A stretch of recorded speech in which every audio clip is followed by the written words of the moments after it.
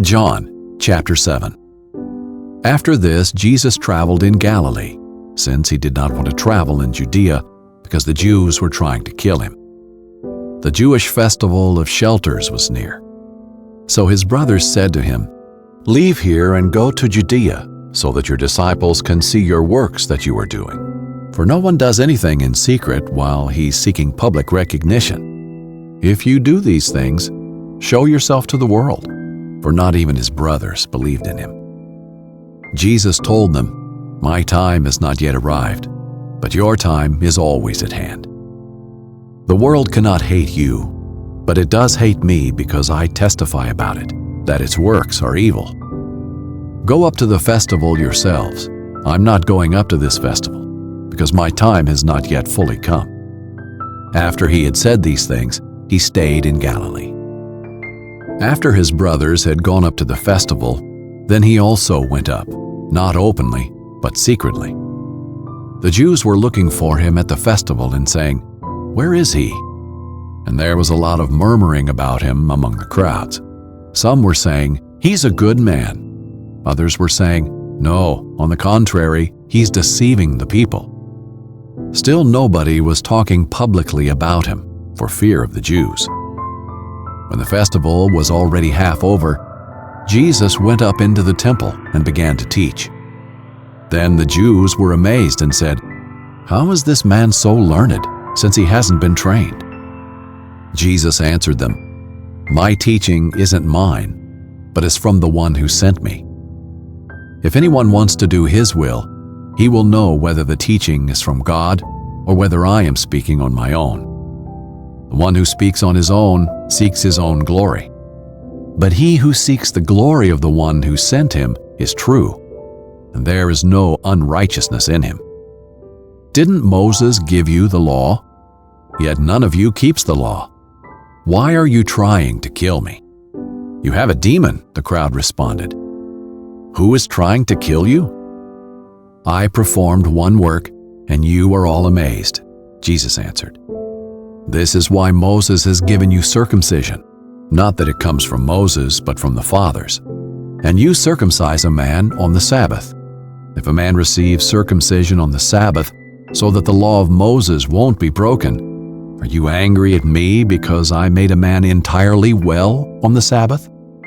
Stop judging according to outward appearances.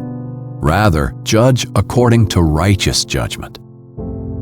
Some of the people of Jerusalem were saying, "Isn't this the man they are trying to kill? Yet look, he's speaking publicly, and they're saying nothing to him. Can it be true that the authorities know he is the Messiah? But we know where this man is from. When the Messiah comes, nobody will know where he is from." As he was teaching in the temple, Jesus cried out, "You know me, and you know where I am from.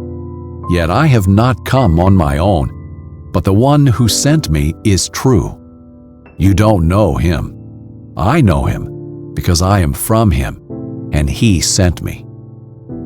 Then they tried to seize him, yet no one laid a hand on him, because his hour had not yet come. However, many from the crowd believed in him and said, "When the Messiah comes, he won't perform more signs than this man has done, will he?" The Pharisees heard the crowd murmuring these things about him, and so the chief priests and the Pharisees sent servants to arrest him. Then Jesus said, "I am only with you for a short time. Then I'm going to the one who sent me. You will look for me, but you will not find me, and where I am, you cannot come." Then the Jews said to one another, "Where does he intend to go that we won't find him? He doesn't intend to go to the Jewish people dispersed among the Greeks and teach the Greeks, does he?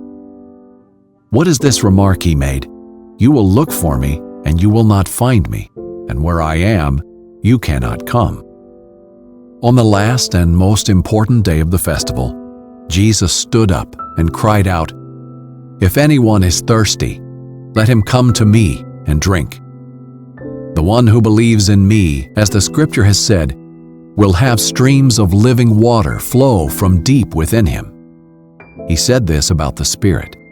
Those who believed in Jesus were going to receive the Spirit, for the Spirit had not yet been given, because Jesus had not yet been glorified.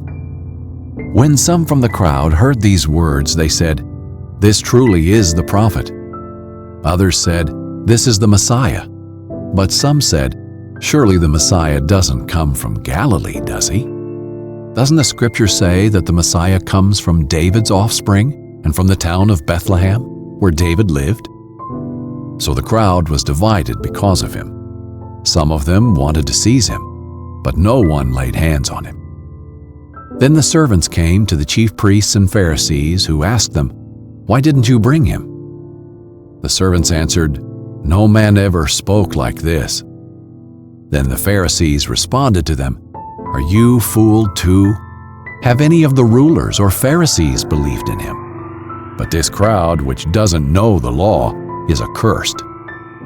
Nicodemus, the one who came to him previously and who was one of them, said to them, "Our law doesn't judge a man before it hears from him and knows what he's doing, does it?"